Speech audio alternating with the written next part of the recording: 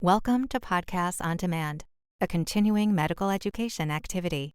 This activity includes the most recent and current clinical data presented by leading experts. If you are seeking continuing education credit, please review the disclosures and the requirements for successful completion of the activity prior to listening to the podcast. A link is found in the podcast description that can direct you to this information. Thank you for joining us for Conversations in HIV, Patient Voices Guiding Physician Choices. During this segment, we will be discussing a patient of mine, a transgender woman with HIV, who came to me with some weight gain concerns. I'm Jordan Lake, Barbara E. Murray Distinguished Professor in Internal Medicine Research at UT Health Houston, and I'm joined today by my colleagues, Dr. Paul Sachs and Dr. Christine Erlandson. Welcome, guys. Thank you. So I think this patient first came to me sort of in the middle of her journey, but let's go back to the beginning, and she will tell us a little bit about when she was first diagnosed with HIV. When I was diagnosed, I kind of knew it was coming just because my ex-partner tested positive. The first care I got, it was actually a really good relationship. She was probably like the first real doctor I'd had permanently at the time in a very long time, and she taught me a lot. And I got to work with her till she retired, which was about a year or so. Was there any change in your weight after you started the HIV medicines? I definitely remember gaining weight. I know I was never like super small by any means, but I definitely know I started gaining like crazy in the next couple of years after I was diagnosed. So that's something that's pretty common. Dr. Sachs, do you see patients coming to you with this concern? Well, I live in the United States, and living in the United States, I can safely say we have an obesity pandemic. And most of it, I think, I would speculate, is just people with HIV are healthier, and they're joining the rest of the United States and succumbing to all the treats that we have constantly offering them, and the inactivity and the other causes of obesity. But there might be some components that are special for HIV and the antiretroviral therapies. It's a really fascinating topic, one that I never thought I would be involved in any way, and yet is something that we're constantly reassuring our patients about and evaluating them for.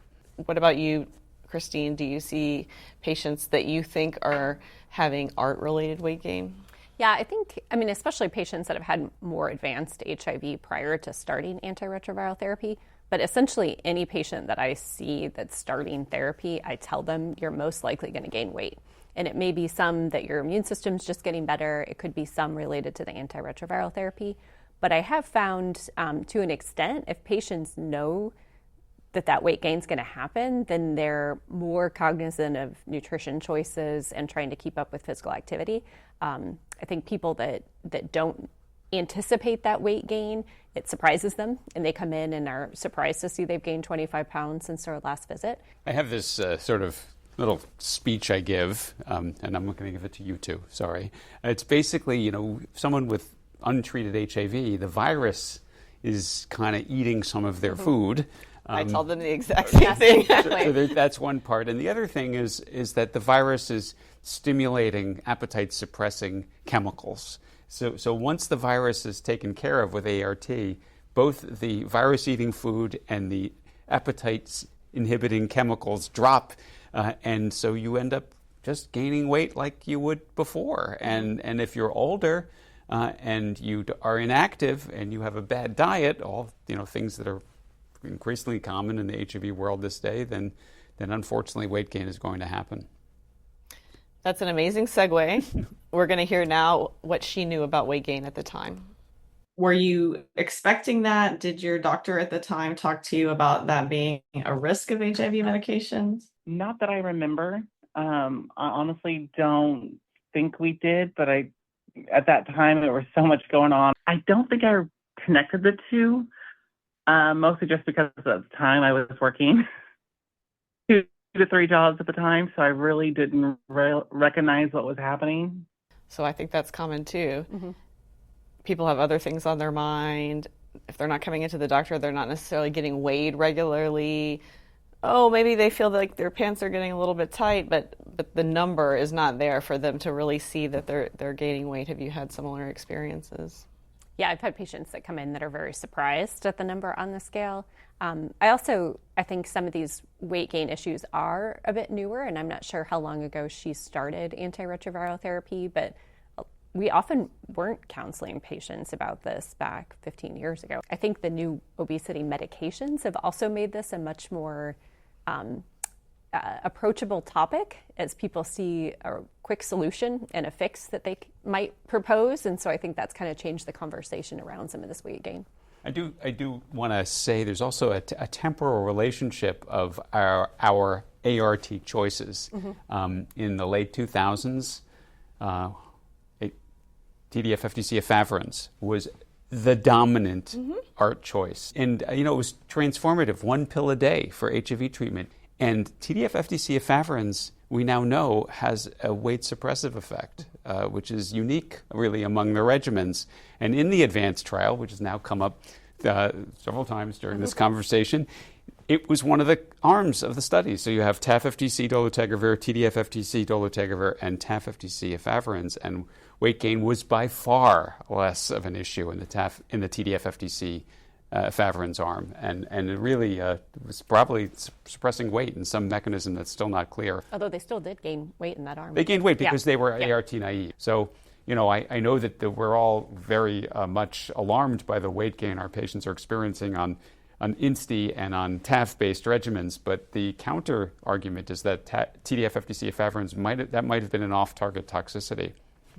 Agree. And most people don't gain excessive amounts of weight. Some do. Some gain, and we'll see. I'll talk to you a little bit about her specific trajectory, but definitely we worry about those patients that have very large amounts of weight gain shortly, overall, but also temporally related to starting ART.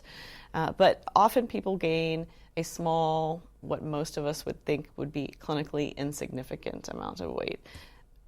For some patients, it's not insignificant to them, but not enough to change their risk for diabetes or metabolic syndrome or for them to develop obesity-related complications.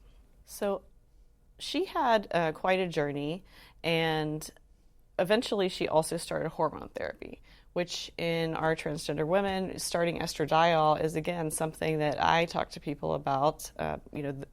And to some degree, the goal is to gain fat and lose muscle as part of that. And so let's hear whether or not that complicated her medical picture. I decided to start hormones. It was about 4 years ago. And really what just happened was I just kind of came to the realization that this was the right choice for me, mostly from a lot of soul searching and a lot of just realizing that things weren't right. I tried living about a year without, with just socially transitioning, not any medication or anything. And then I realized that it was actually what I wanted. Did you have any worries about getting on hormones? Mostly weight gain. That was my major concern. I had a really good friend who was always super tall, super skinny. And when she decided to transition, she kind of gained the good chunk of weight, and she told me that was because of the HRT. So I was a little worried about that. So you can see that was a primary concern of hers, and she came in knowing that. I would say for me in my clinic, most of my patients are not aware that hormones may increase, feminizing hormones specifically may increase their rate of weight gain. They want body changes, but they, of course, want the body changes that they want. And so I tell them, you need to look at your family members. How do your family members gain weight? If you are in a family where everyone gains belly fat and not hip fat, you may not get the distribution that you want. And so that's a whole different conversation, and not all HIV providers also prescribe hormones, but if you are an HIV provider who's providing primary care, I think it is important to think about, when you're talking about weight gain, what are the other medications that people are on that could be contributing to this weight gain? Well, absolutely, and many people with HIV have underlying psychiatric illness, and that's the area, at least in my experience, where my patients experience the greatest of medication-related weight gain. Just to talk about her specifics a little bit more, she was 34 years old when I met her, She had been diagnosed about 10 years before that. So I met her 2 years ago, so let's say 2013, definitely in the integrase inhibitor era. She was initially started on an elvitegravir-based regimen with tenofovir disoproxil fumarate, and then switched to elvitegravir with tenofovir alafenamide when that became available. And that's what she was on when she saw me. She had never taken any other regimens. She'd never been offered any other regimens or discussed what the pros and cons of any regimens are. When a new patient comes to you, do you find that that's common, or in your patient populations, you're seeing people who have switched their therapies around more? Probably depends on how old the patient is and how long they've been engaged in care. And if it's someone that's been on therapy since the late 80s, then they've often had multiple regimens. I think a lot of patients get on a regimen and get comfortable with it and maybe don't want to switch or don't see a need to switch, whereas others always want to know, what's the latest and greatest? Am I on the best? Is there something newer I should be on? We typically will proactively switch someone off a booster containing regimen for the obvious reasons of reducing the risk of drug interactions. And then the booster integrase regimen, which is elvitegravir, as you mentioned, is considered suboptimal because of a lower resistance barrier. However, stopping cobicistat or ritonavir-based regimens could lead to some weight gain. I mean, that does happen. But I would say, in general, with all people on booster regimens now, we're making the recommendation that they change. Well, I was actually surprised with her when I met her that no one had had any conversations about particularly weight gain, since that was her main concern. And she gained 60 pounds pretty quickly after starting antiretroviral therapy. So for her, that was very temporally related. And her doctor, of course, pointed out that she was gaining weight, but didn't offer any solutions and didn't really talk with her about contributors or let's make a healthy lifestyle plan or anything like that, which I think made her feel that it was her fault that she was gaining weight. And she did not particularly see any additional weight gain when she started hormones for the first time. And that was all before she saw me. Her insurance changed. She came to our clinic and started with a different provider, and then heard that I was in the clinic and had more experience caring for transgender women. And so she transitioned to me. And when I see her for the first time, she weighs 278 pounds. Her BMI is 40, and she's doing great on her HIV medicines, but her labs show a lot of obesity-related complications. And again, I felt like I needed to dive into what is the story here, because she's not on treatment for any of these obesity-related medications. She says she's never been told about pre-diabetes and high cholesterol and all of these things. For me, that was a point where I said, okay, we need to have other conversations. Yeah. So what would your next step be if someone came to you in that situation? Well, I'm a big fan of dolutegravir lamivudine as a switch strategy for people who are on boosters, because you're going from 4 drugs down to 2. It seems like a huge leap. Now, obviously, you have to make sure that the hepatitis B is not an issue. You have to make sure that, that there isn't some M184V mutation in the background of emtricitabine lamivudine. But it turns out to be a really good strategy for switching therapy to get someone off a booster. I'm not saying that's the only choice you could make. You could put someone on bacteriorefuge FTC-TAF and have some more hepatitis B coverage. You could put someone on long-acting injectable ART. But I would aim to get a patient like this off the booster, given the obesity-related laboratory abnormalities that you've described. What about you, Christine? Yeah, I mean, in addition to antiretroviral therapy changes, I think it's a discussion about nutrition and physical activity and how much of that is she aware of. I think there's a lot of under recognition of how much nutrition especially contributes, and the lack of food knowledge in the general population, not just people with HIV, but I think understanding what may contribute to weight gain, and does she need a special kind of diet, decreasing carbohydrates or increasing protein, or is there something specific that would work better for her that may let her lose weight? And then trying to improve her physical activity, not just from a weight loss standpoint, because oftentimes we don't see major weight loss with physical activity, but I mean, she's someone who exercise could certainly help her cardiovascular risk, could help improve her insulin sensitivity and help decrease her risk for diabetes and many of these other factors that sound like she has evidence of already. And then kind of talking to her about, is she a candidate for metformin? Would that maybe help with weight gain? Could she have one of the newer therapies for weight loss? So one of the wonderful things about her that is not that common in my clinic population is she came to me knowing she needs a long-term plan. Mm-hmm.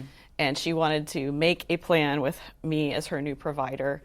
And she was already exercising, to goals. Mm-hmm. She was already trying to change her diet. She hadn't started making progress yet. And so the trajectory was that she went, unfortunately, in the first 6 months of me seeing her from 278 to 295 pounds. Mm. And then by 12 months of her doing lifestyle intervention, she was back down to where she started when she first saw me. So that first year did not go very well. And I felt like we needed to start talking about next steps and potentially other interventions, pharmacologic interventions. While we're having this conversation, her insurance changes, and she has to go on dolutegravir, TDF, FTC for insurance reasons. So I was concerned about the switch from elvitegravir, a boosted elvitegravir, to dolutegravir, and whether or not that would be additional weight gain. Would you be concerned about that? But you're also starting TDF, which will counterbalance that. I mean, I don't know what would happen. Every patient's different. I mean, I want to just say that I had seen so many people who came off TDF, FTC, efavirenz gain weight when they went off it, that I saw a patient and I said to him, look, a lot of people gain weight when they go off this regimen. He had actually just arrived from South America. And I said, so, I think we should switch because you're having some side effects, and his provider in South America was going to switch him. I said, but I just want to warn you, you might gain weight. He didn't gain any weight. So you can't make a prediction. You have to just sort of see what happens. It is interesting that this was the insurance that drove this. I mean, TDF, FTC now is generic, so it's much less expensive. Dolutegravir is still pretty expensive, but clearly, for whatever reason, this plan is saying go with this 2/3 generic regimen.